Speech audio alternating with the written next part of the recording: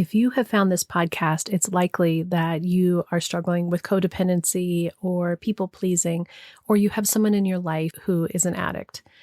I was all of those things. I was an addict. I was a codependent. I had an alcoholic husband. I had complex kids with their own addiction and ADHD.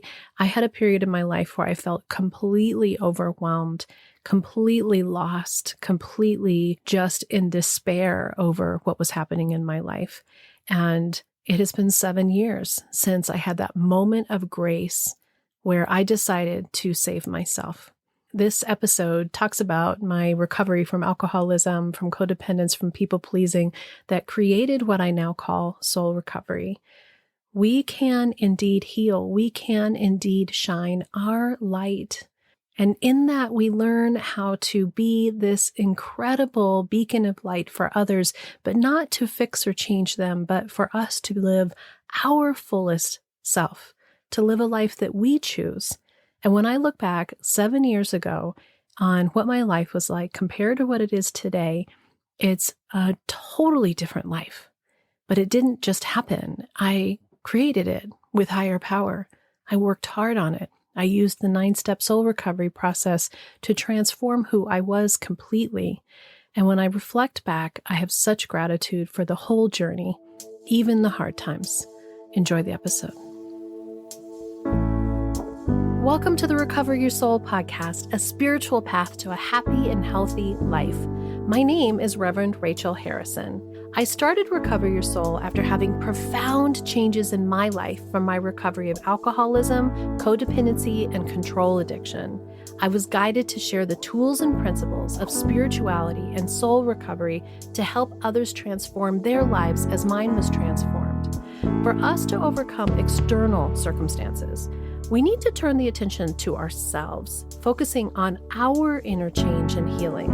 Positive results in our lives will follow.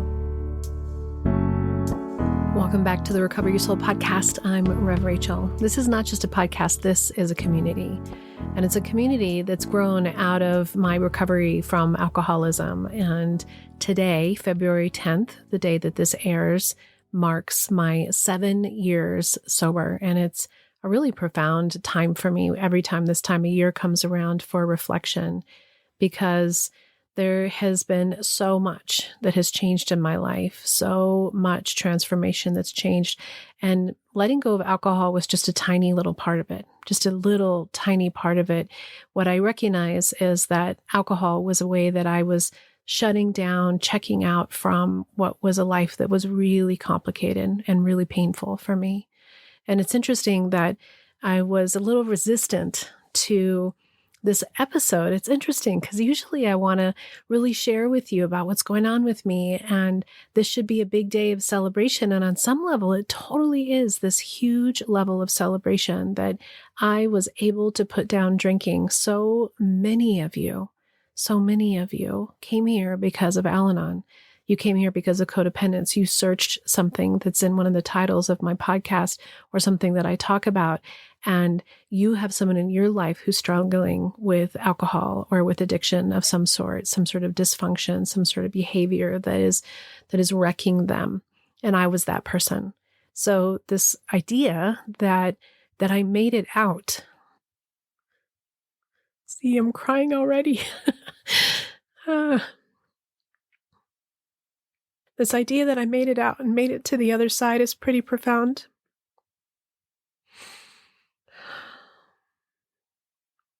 My oldest son is 28 years old, and it was in a therapy appointment when I was pregnant with him that this therapist looked at my husband and myself and said, the real issue that you guys have is that you're alcoholics. And both of us were just not wanting to look at that at all. That was not what we wanted. Alcohol was still such a solution for us. It was such a way that we had fun or that we were bound together. For me, it was such a solution on how I handled what felt very uncomfortable in my life, which was other people not being okay. From a very young age, I had that awareness that when someone else wasn't okay, I didn't know what to do with that. And so I didn't discover drinking until I was 21. I drank a little bit in high school at my senior year and would just get so violently sick every single time. And then I drank a little bit in college with the same results. I did discover pot and was better at smoking pot. But when I turned 21, I worked at a restaurant. And one of the things that you got at the end of the shift was a shift drink. And somewhere along the lines, I discovered a Long Island iced tea that put me into a place where everything that hurt went away. If I look back now, I can see that my drinking was not normal from the beginning. I still used to get sick a lot, which is so crazy that you think somebody who used to throw up amount that I did would want to do something else. But I just kept thinking, if I can do this better, if I can figure out how to do this better, because it took away the part that was really hard to be in the world. The part that it is the solution for, the part where I could feel okay in my skin, I could be around other people. And when I really look now at how far I've come in my life, not just the last 7 years, but we're all on this journey. We don't give ourselves enough credit for the incredible, incredible hero's journey that we're all on. And we all have issues. We all have things that we do, things that we are addicted to, behaviors that we fall back on as protections or ways to protect ourselves when we're in fear or in pain. We have ways that we try to control the world. Instead of seeing ourselves in some sort of grip of not doing things right, what if we changed it? What if you saw that you are indeed actually doing this human experience? That it is complicated, that it is complex, as I often say. And when I look back on my 55 years of life, there's so much to unpack. And that's what soul recovery is all about. That's what this journey that I've discovered through healing from alcoholism and codependence has really been a journey on how to heal and how to make peace with being a human being. Because it's not easy to be a human being. And I think that part of my resistance in wanting to share today, still so weepy, is that even though there's so much change for so much better in my life, and I don't have level 9 anxiety or depression like I used to, it's still hard. Life is still complicated. And on some level, it continues to deepen my opening, the cracking open of our heart that we are all so afraid to do, because it is painful to feel these feelings so deeply.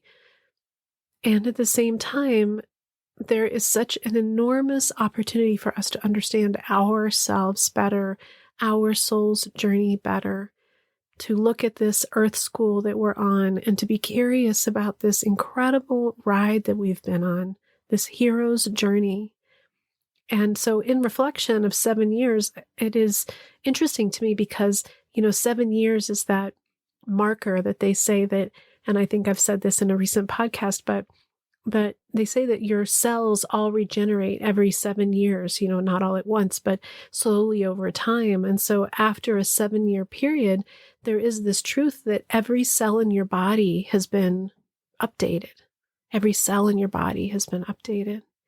And if I look at pictures of myself 7 years ago, if I think about where I was 7 years ago, it's just so vastly different from how I used to see the world, how I used to show up in the world.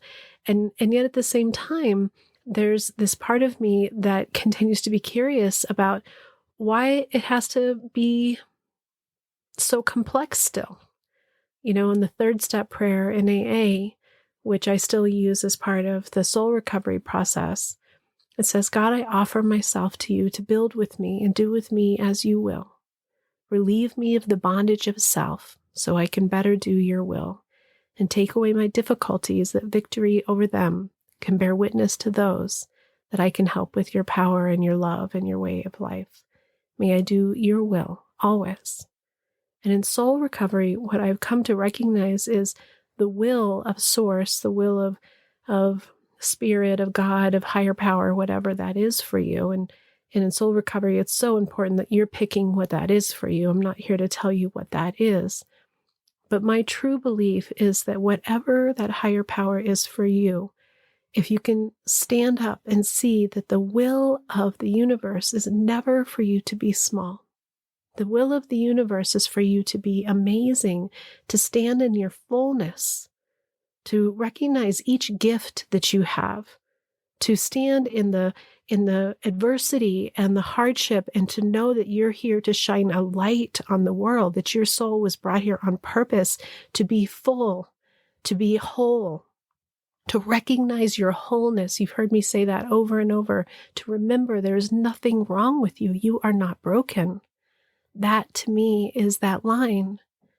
And it's about co-creating with a power higher than ourselves, not handing over, not being part of it, but building together, to build together, to do it together, so that we can better be our wholeness.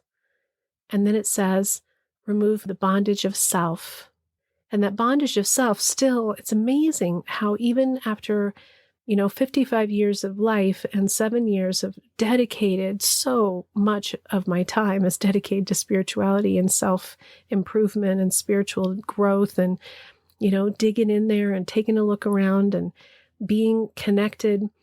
We have this ability to be so hard on ourselves, to compare ourselves to everybody else, to look and say, they are doing it better. Somebody else is this, there's somebody else is that.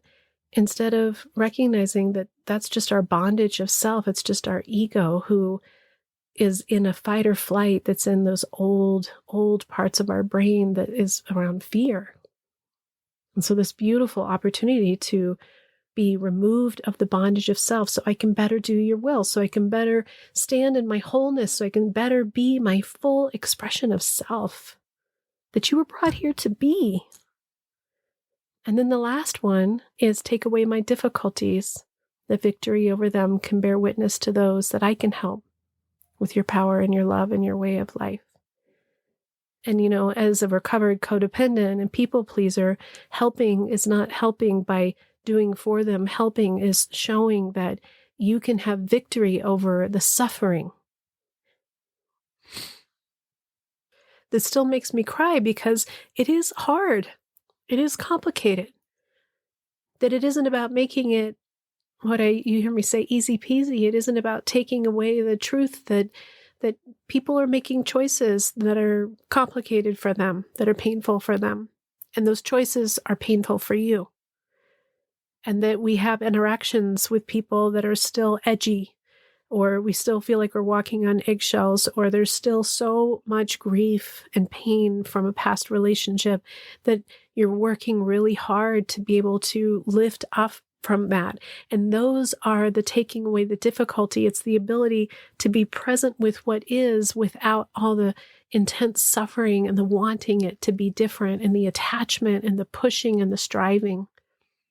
That when we are around people who see that we are lighter, that we are shining our light, that we are in compassion, that we have awareness for somebody else's situation and we're just holding space for them instead of judging them or fixing them, that's a victory. That's a victory because it's not killing us. It's not eating us up. That's victory, that we're standing in our strength. And through that, people can see, they bear witness to us. They bear witness and they see that we're being fortified, we're being strengthened by something greater than ourselves, whatever that is for you. Are you ready to step into your soul recovery? Visit the website recoveryoursoul.net to learn more about the 9-step soul recovery process. I hope that you'll join us the first Monday of every month for the free soul recovery support group on Zoom, where we learn more about soul recovery and connect with each other. If you'd like to work directly with me to move through the 9-step soul recovery process, I'm here for you, but you can also choose to work the steps on your own with individual modules intended to support you to work at your own own pace and on your own time. And if you want even more soul recovery, join us for the Recover Your Soul bonus podcast for Patreon members and Apple Podcast subscribers, where I interview amazing people sharing soul recovery tips for us and also do spiritual book studies. You can also find daily inspiration on Facebook and Instagram and join our private Facebook community. Visit the website for more information, links, and registration for everything. Back to the episode. And I think that when I look at where I was 7 years ago, and, I was working at that office where it had just gone wrong. It was so toxic. And I was having dinner with one of my best friends last night. And I was talking about how amazing it is that I just have changed so much. And she was joking with me and she's like, remember how totally upset you used to get with that one worker about how she used to file papers? And we just burst out laughing because I was insanely controlling and upset about how this woman did the filing. I thought I knew better. I had a different plan. I had a different way. I was pissed they didn't ask me how to set up this filing system. It kept me up at night. And I look back at that now and I go, what a waste of my time and my energy, and what a sad relationship that I ended up having with this person, because she was just doing her job. She was just filing papers as she was told to file papers. And I used to come in and I was so unkind. Who was that person? Who was that? Because that is not the person who's sitting here talking to you today. That's not the person who cares so deeply about this community. But you know who that person was? That person felt out of control in every single aspect of her life. That person had an alcoholic husband, an intense alcoholic husband.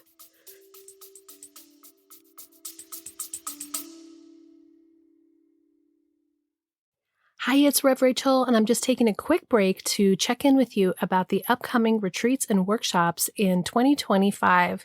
I know for me, part of my recovery was around meeting in groups and connecting on that deeper level. And so the opportunity for us to come together in retreats, either in person or virtually, helps us to remember that we are not doing it alone, to be able to learn about the 9-step soul recovery process in community, and to be with me personally to receive the teachings and to get that feedback and support one-on-one that is so impactful. I'm going to be having retreats both in Sacramento, California, and also in my neck of the woods in Colorado, and even a virtual retreat if you can't travel. Please check out the website, recoveryoursoul.net, to learn more, and I hope you'll join me this year. Together, we can do the work that will recover your soul.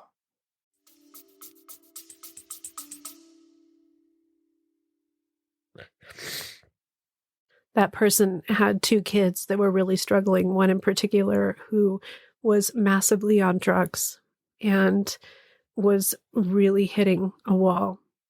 And so now that I can look back, what I can see is that when we're in the depths of our lives where it is the hardest, where everything just feels like it's completely out of control, that we don't have any other solution other than to clamp down tightly to things that really don't matter. But they feel like the only place that you have any ability to make a difference or to be seen or to be recognized. And when I look now at the view of it through the lens of soul recovery, it goes down deeper, deeper, deeper into all the things we've talked about in previous episodes, where I can recognize my belief systems and I can see how I felt unvalued by not being part of the conversation that I thought I was supposed to be the part of the conversation of, and how somebody went and did something without my knowledge, but that was really about me not being included. It was really about me being diminished, the feeling that I had about being dismissed and diminished that reminded me of my childhood. You start to realize that there's all these underlying patterns and beliefs and stories. The Course in Miracles says you're never upset for the reason you think. We're never upset for the reason we think. It goes so much deeper. It's the iceberg, right? We think that it's the thing that's popping out of the water, but really it's all this stuff in our subconscious down below. Who was that person that literally walked into an office and screamed and yelled and, slammed the door over papers over filing a system. Gosh, she was hurting. She was hurting and she was lost. But life isn't this straight line. It isn't about this belief that everything's going to be perfect and that we'll never be without issues. I think that part of what I thought the first time I ever got sober 15 years ago, and I heard the third step prayer, God, take away my difficulties, I really thought and prayed for and wanted it to mean that I would never have any pain anymore.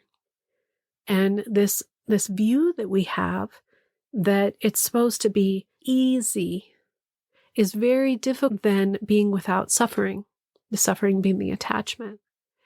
And so when I think about all of the experiences that I've had in my life, and I've told you this, that I really think that it's important that we don't dig around in the graveyard of our old painful memories unless there is a reason to do so. Otherwise, you're ruminating. Otherwise, you're going in and you're digging things up, because as soon as you start telling the story, just like for me here, it's like I start telling the story, all the emotions run through, all the intensity runs through. And it's really beautiful to be able to cry and to be able to feel your feelings, but you want to make sure that you're doing them from the lens of healing, of seeing your wholeness, of recognizing that you are a hero and you have made it through difficulty, that you have been through adversity and you have survived, and you have not only that, but you have had victory over a lot of complex stuff in your life. And when we go back and we look and feel these stories of our life from a place of empowerment rather than from a place of woundedness or victimhood, we get to really stand in the strength of who we are. And we get to see and laugh at, how could I have possibly been so upset at how they filed the paperwork, Because I was really hurting at that time.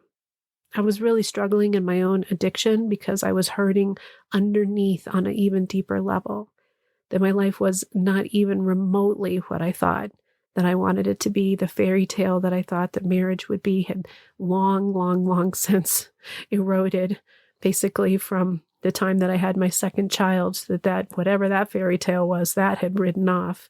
And that therapist who had said to us, you too are alcoholics, she was right. And if I had looked at that 28 years ago and dealt with it then, but I wasn't ready to deal with it then. So when I got sober 7 years ago, I was at one of those points that we all talk about, this rock bottom place where I was praying for death. I was drinking myself to death because I was so miserable in my own life. And I had left my marriage and I had come back. And so I was kind of in this place where it's like, well, you made your bed, you may as well lay in it.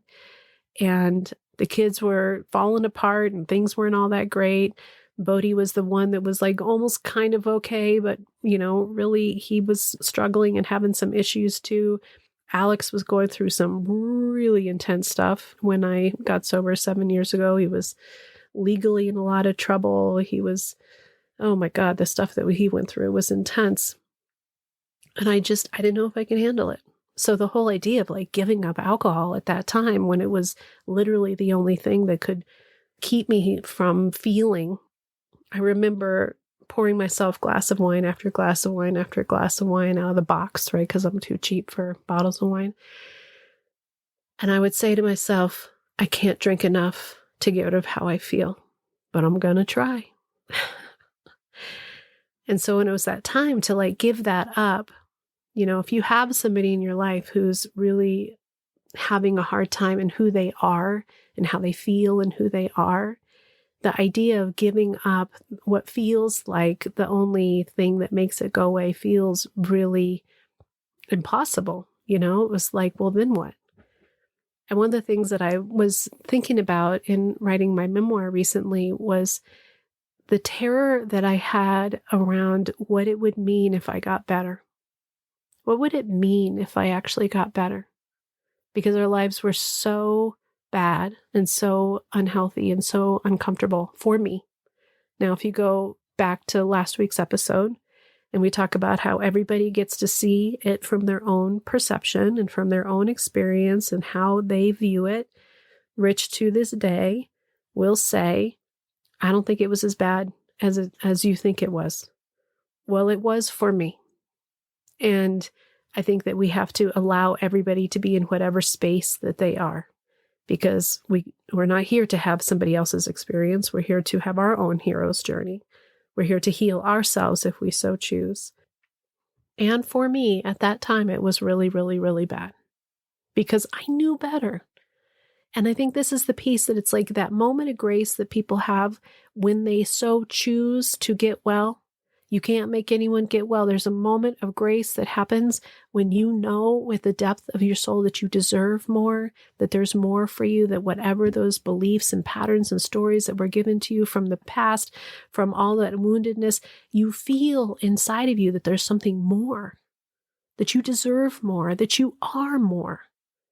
That's the moment. That is the step one in soul recovery. That's the moment whether you're ready for awakening, where you recognize this is about you.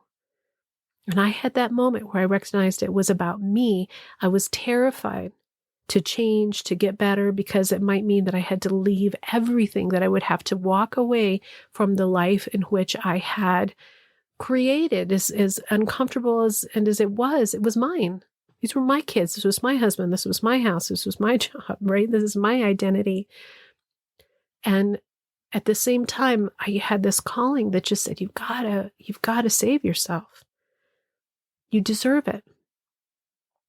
Was I willing to blow up my life to be healed for myself? Was I willing to get out of the drowning pool with everyone drowning around me and save myself? And the answer was yes, I was. I was finally ready.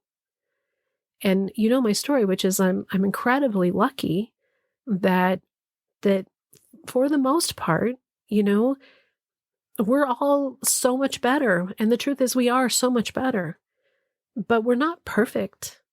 And it's not perfect. And it's not without hardship. And it's not without realness. And I think that's one of the things that you continue to come back to me and say, thank you for showing how you've done this work, and the honesty that there is no perfect. There's no happily ever after. It is about being able to be with what is and let your heart break wide open at times when you do feel hurt, when your spouse does say things that are unkind, that gives you the strength to let your kids fall down, that gives you the strength to be able to love them enough to have their own experience and to cheer them on with just the most honest, beautiful part of yourself that says, I see you as whole. I see you. I see you. Those choices that you make, those are your choices, but I know that you are whole. You are not broken, and I will not see you as broken. And to be in a relationship with somebody who is not going to give you everything that you need, but to not be willing to stand for anything less than love and compassion for yourself first and foremost. And then that ends up shining a light on the people around you to show up for you how they can, but to the best that they have. We raise the energy, we raise the bar. And that's what's happened in my family. Rich is now sober, right? So he would be 7 years sober on Monday when this airs as well, on the 10th. If he had made that choice, he did not make that choice. Within the past year or so, he has finally let go of drinking. Again, I don't ask him. I don't harp on him about it. Bodhi is 99% sober, which is an absolute miracle. If you listen to the episode that he did where he shared what was his wake-up call, his moment. And Alex waves in and out of his sobriety seasons, and he's still working on it. And he and his girlfriend have a baby coming, which I am so excited. It's going to be born here in the middle of February. And that's why I'm going to be out in Sacramento a lot. And I'm doing retreats and workshops out there because I'm going to be visiting them and the little baby. And we're going to see how that all goes. But I am not the person who raged at somebody over filing papers. And that is gratitude.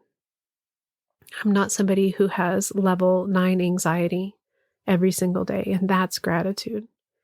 I'm somebody who is not depressed, and that's gratitude. I'm someone who's not an alcoholic, and that is gratitude.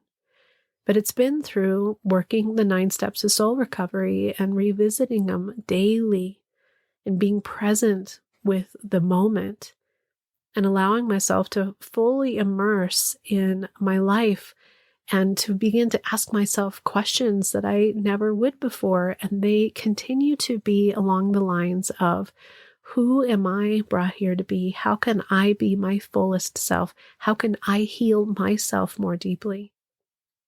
May I shine my own light. May I be removed of the bondage of self so that I can be my whole self. And through that, I show others.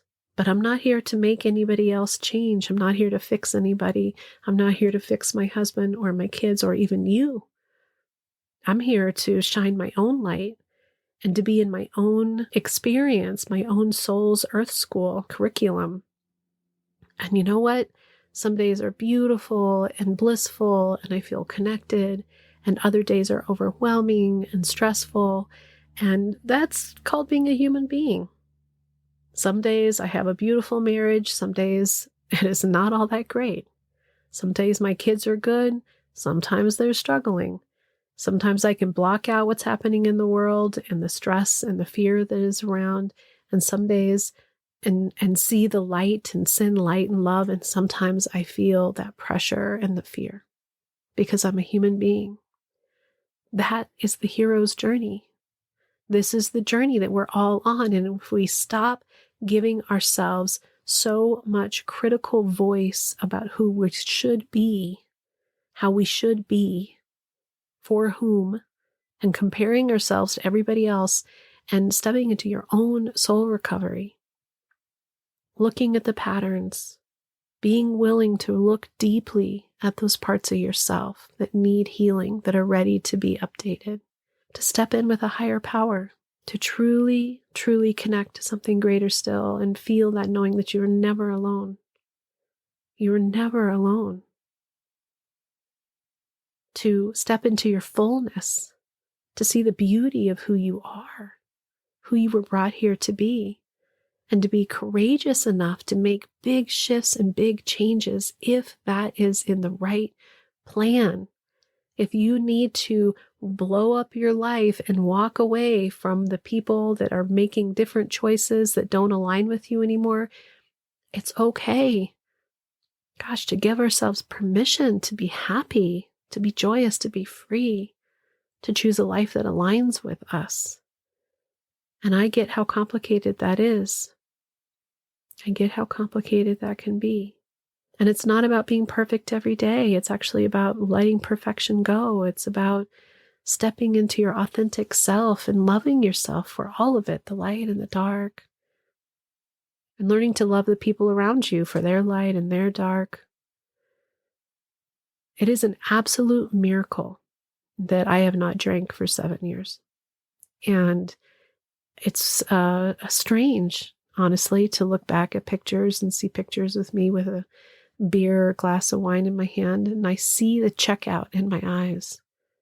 I see the deep sadness that was in my eyes. And the gratitude is that I have new eyes now, new cells, new neuron paths, but I'm still just me, still just here figuring it out. We're doing it together. Wherever you are is where you start. And one of the things that I love is that today is a new day. So if there's something in your life that is an addiction or a behavior or a place where you're checking out or controlling, control is an addiction, it's time to ask yourself some questions. It's time to ask yourself who you were brought here to be. Who is your full, whole self? Who is your soul calling you to be? And are you ready and willing to step out? and to let go of all that doesn't serve you and to become the fullness of who you were brought here to be, to follow the will, your wholeness of Source. That's the calling. That's the ask. So I'm going to keep being me, which means that some days it's pretty good and some days it's pretty hard. I'm going to keep sharing my story with you. I'm going to keep working hard, leading the soul recovery community, and gratitude for the Recover Your Soul podcast. I'm going to continue working these steps every day in my life, revisiting them. It's a circle. It's not something you do just once. It's a circle. And I'm just going to continue having my focus being on my own healing first and foremost, to be my most authentic, connected self with myself first. And then through that, reflecting into my family and out into the world. Until next time, namaste. Thank you for listening, and I hope that helps support your soul recovery process. Just a reminder that every Friday is the Recover Your Soul bonus podcast. This podcast is for Patreon members and Apple Podcast subscribers. And not only do you get an incredible interview or book study that comes with being part of that community, but your subscribing helps support this podcast and the Recover Your Soul community. If you want to listen to those bonus episodes but can't subscribe right now, do know that you can be a free Patreon member and have access for limited time to new episodes. Visit the website recoveryoursoul.net or check out the show links below for coupons and information for upcoming events. I thank you for sharing this podcast with your friends and family. I thank you for giving it 5 stars, and the reviews that are left bring tears to my eyes. I am honored to be part of your life. Together, we can do the work that will recover your soul. The Recover Your Soul podcast and its content is for educational purposes only and is not allied or representative of any organizations or religions. It's based on the opinions and experience of Reverend Rachel Harrison. Recover Your Soul claims no responsibility to any persons or entity for any liability, loss, damage, or cause alleged to be caused directly or indirectly as a result of its use. Applications or interpretations of the information represented herein. Take what you need and leave the rest.